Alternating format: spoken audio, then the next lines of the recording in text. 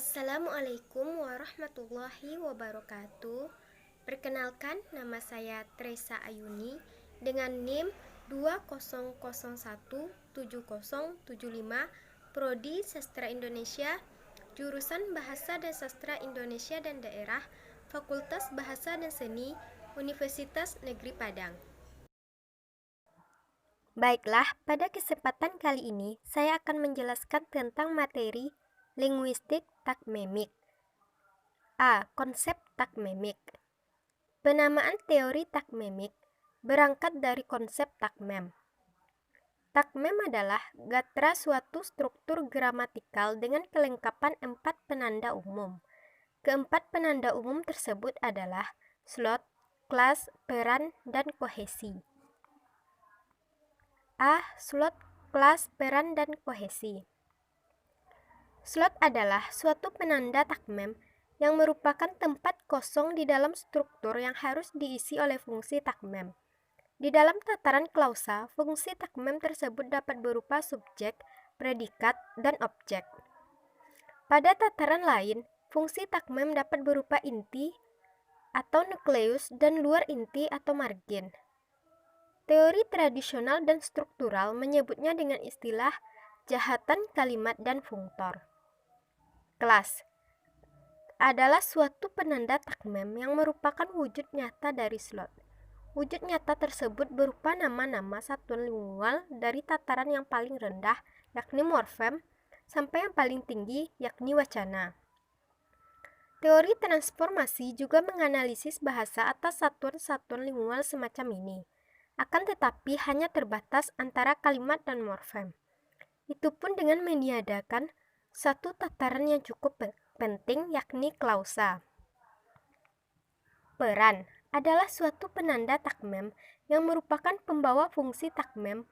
Pembawa fungsi takmem tersebut di dalam tata bahasa kasus justru merupakan satu-satunya objek pokok telaahnya. Kohesi adalah suatu penanda takmem yang merupakan pengontrol hubungan antara takmem.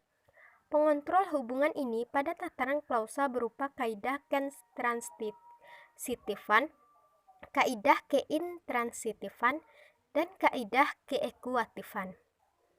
B. Sifat elektik. Tiap-tiap teori telah ditempatkan sesuai dengan ciri masing-masing tanpa menimbulkan kontradiksi. Sifat eklektik semacam ini merupakan salah satu sifat teori takmemik yang memberikan kemungkinan untuk dapat diterapkan secara leluasa. C. Sifat universal. Keuniversalan atau kesemestaan dalam teori takmemik bukan saja kesemestaan seperti yang dikemukakan oleh Chomri 1981 dalam arti berlaku untuk semua bahasa, akan tetapi juga kesemestaan dalam arti berlaku untuk semua bidang kehidupan manusia. D. Tataran gramatikal. Hierarki tataran gramatikal menurut teori ini secara berturut-turut dari atas ke bawah adalah wacana, dialog, monolog, alinea, kalimat, klausa, frase, kata, dan morfem. Membuat klasifikasi tataran gramatikal. E. Slot pada tataran klausa. Takmem-takmem di dalam struktur klausa merupakan hubungan untaian string dengan slot subjek, predikat, dan atau tanpa objek.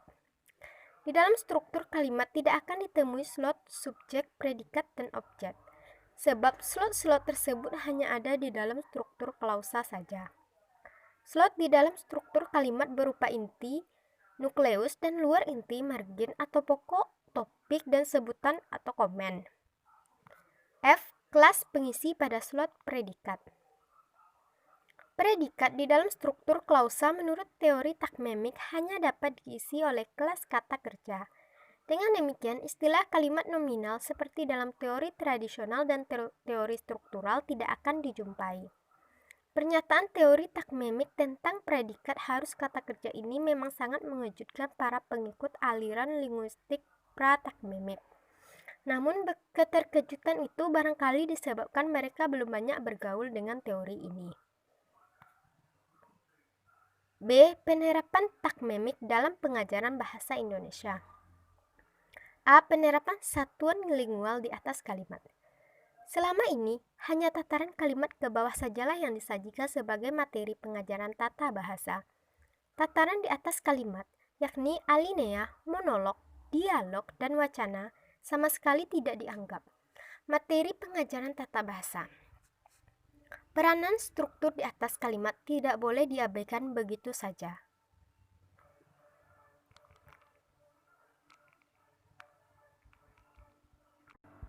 B. Penerapan sifat eklektik dan universal. Teori takmemik pada dasarnya memang bersifat seperti elektik dan universal. Analisis punktor teori tradisional dan struktural telah dimanfaatkan di dalam analisis slot.